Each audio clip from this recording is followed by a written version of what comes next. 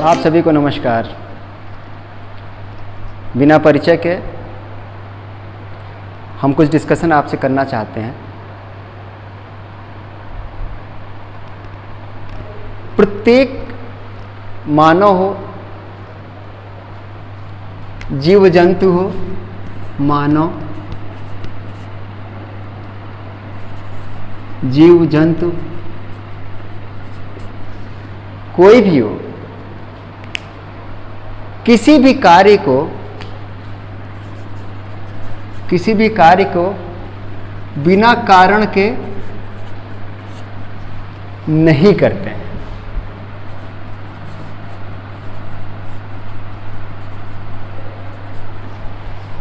ठीक, ये सर्वविदित है, ये सभी जानते हैं।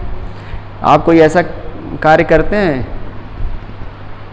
जिसका कोई कारण नहीं है, तो आपको आंसर मिलेगा कि नहीं।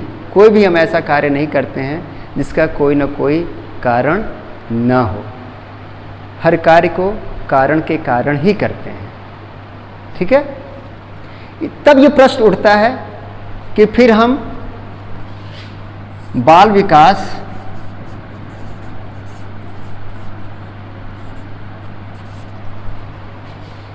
का अध्ययन क्यों करते हैं? भाई, आप बाल विकास का अध्ययन कर रहे हैं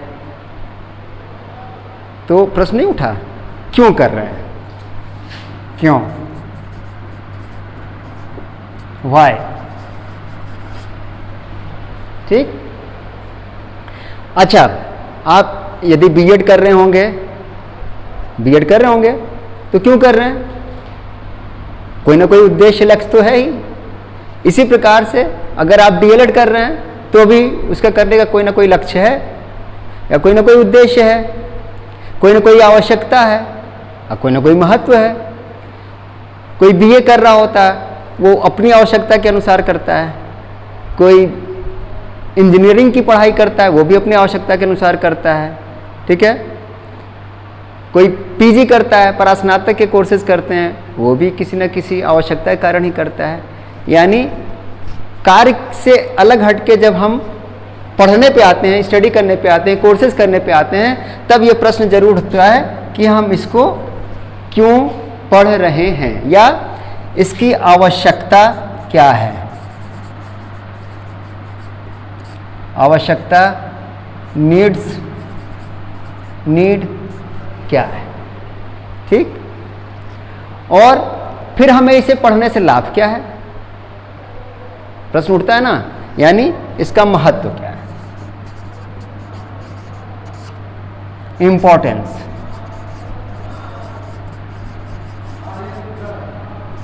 ठीक,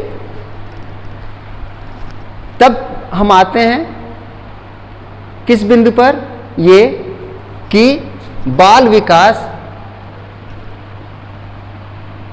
क्यों अध्ययन करते हैं हम, इसकी आवश्यकता क्या है और इसका महत्व क्या है। तो मैं आपको यहाँ पे स्पष्ट कर देना चाहता हूँ कि ये तीनों बिंदु एक ही है। यदि आपसे पूछता है कि बाल विकास क्यों पढ़ा जाता है, तब जो मैं पढ़ाऊंगा उसका आंसर देंगे। आवश्यकता क्यों है, तो उसमें भी आप वही आंसर देंगे जो मैं अभी आपको पढ़ाऊंगा। और यदि पूछते हैं कि इसका महत्व क्या है, तो अभी मैं जो आपको इसको बताऊंगा, जो मैं अभी आपको पढ़ाऊंगा, महत्व में भी आप वही आंसर दीजिएगा।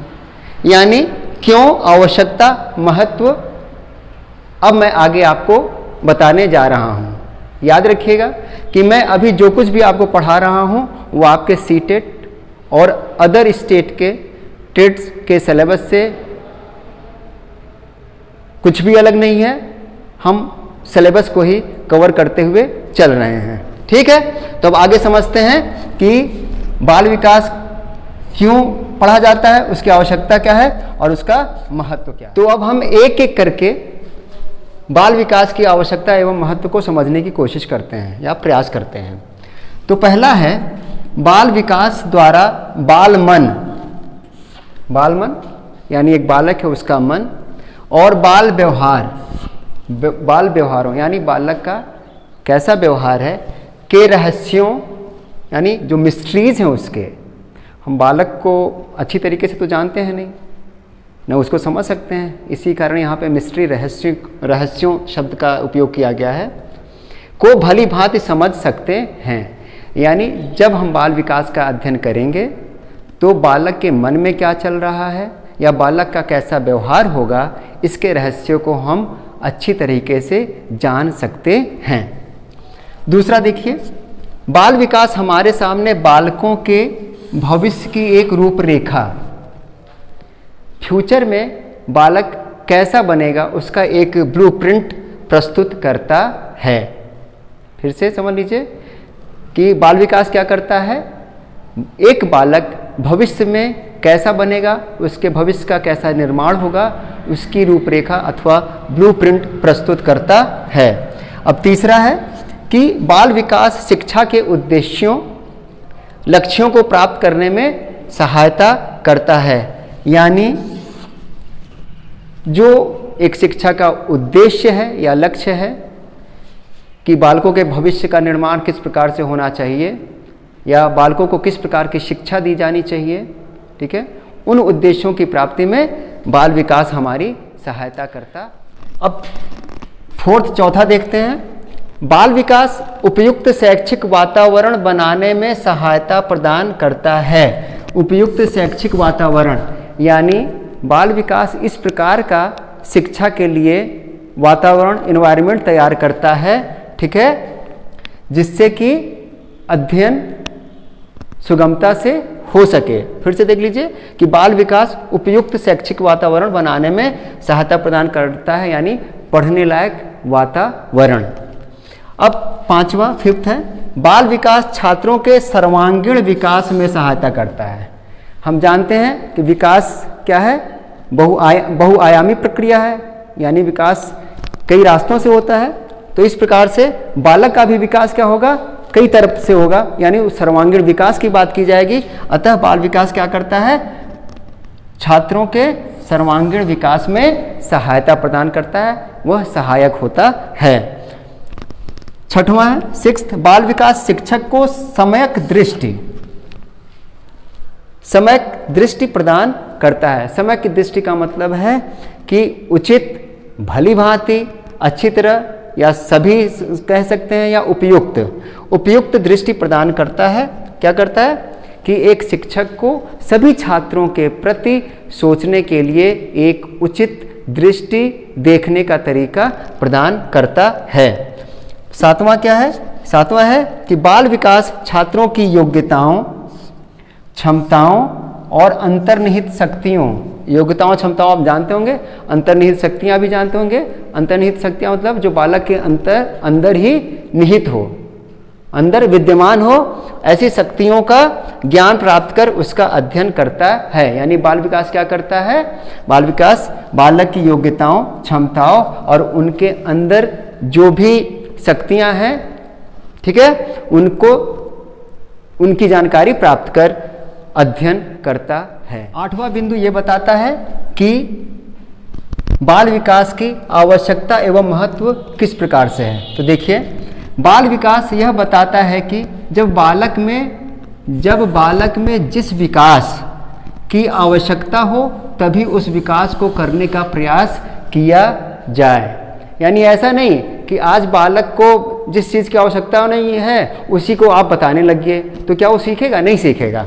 तो क्या कहा जा रहा है कि बाल विकास यह बताता है कि जब बालक में जिस विकास की आवश्यकता हो तभी उस विकास को करने का प्रयास किया जाए। जैसे बच्चे को तभी पढ़ाया जाए जब वह बोलने लिखने की अवस्था में हो चुका हो। अब एक बालक शैशवावस्था में है, यानी मान लीजिए 1 ही साल का बालक है, अगर अब उसे कहेंगे कि अब तुम लिखो, तो क्या वो लिख सकता है? नहीं लिख सकता है। यानी जब जिस अवस्था में हो तभी उसे सिखाया जाना चाहिए। इसी तरीके से चलना तभी सिखाया जाए जब वह चलने की अवस्था में हो। अब आप छोटा बच्चा है, गोद में कहेंगे चलो, वो चलेगा? आपकी उंगली पकड़ कर भी नहीं चलेगा। यानी जिस चीज़ की जब अवस्था हो, यानी जब समय आए, उसी समय बालक को उस प्रकार की शिक्षा अथवा ज्ञान देना चाहिए। यह हमें बाल विकास बताता है। 9वां बिंदु ये कहता है कि बाल विकास की बालकों के निर्देशन में भी सहायता मिलती है, या बाल विकास की आवश्यकता निर्देशन में भी पड़ती है। पहले ये जानिए कि निर्देशन है क्या। तो प्रत्येक स्तर पर परामर्श देना अथवा मार्गदर्शन करना निर्देशन कहलाता है। यानी बालक को जब भी आवश्यकता हो परामर्श अथवा मार्गदर्शन की और वह अपने शिक्षकों या किसी से भी लेता है तो वो निर्देशन कहलाता है। अब ये याद रखिए कि बालकों को समुचित निर्देशन द्वारा ही उनकी क्षमताओं और अभिवृत्तियों का उचित लाभ उठा सकते हैं।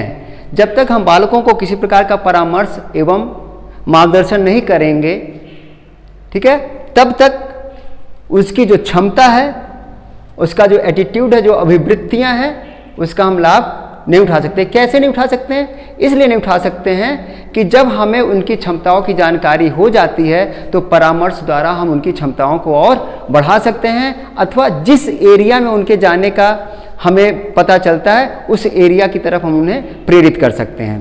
देखिए उदाहरण से क्लियर होगा, जैसे व्यक्तिगत निर्देशन। अब व्यक्तिगत निर्देशन में क्या है कि अगर बालक को किसी प्रकार का कष्ट है, कठिनाई है, कुछ दोष हैं, तो हम बाल विकास के द्वारा क्या करते हैं, उनके इन दोषों को, कठिनाइयों को जानकारी प्राप्त कर लेते हैं और फिर उसे हम दूर कर सकते हैं। ठीक। अब दूसरा है शैक्षिक निर्देशन। अब बालक को ये समझ में नहीं आ रहा है कि भविष्य में वो किस एरिया में जाए, क्या करे, किस प्रकार की पढ़ाई करे, तो उस जगह पे क्या करता है बाल विकास यह जानकारी प्राप्त करता है कि वास्तव में बालक का मूड किस एरिया का है, उसका दिमाग किन क्षेत्रों में लग रहा है, तो उससे संबंधित वो क्या करता है, परामर्श देता है और मार्गदर्शन करता है बालक को। इसी प्रकार से व्यावसायिक निर्देशन आ जाता है।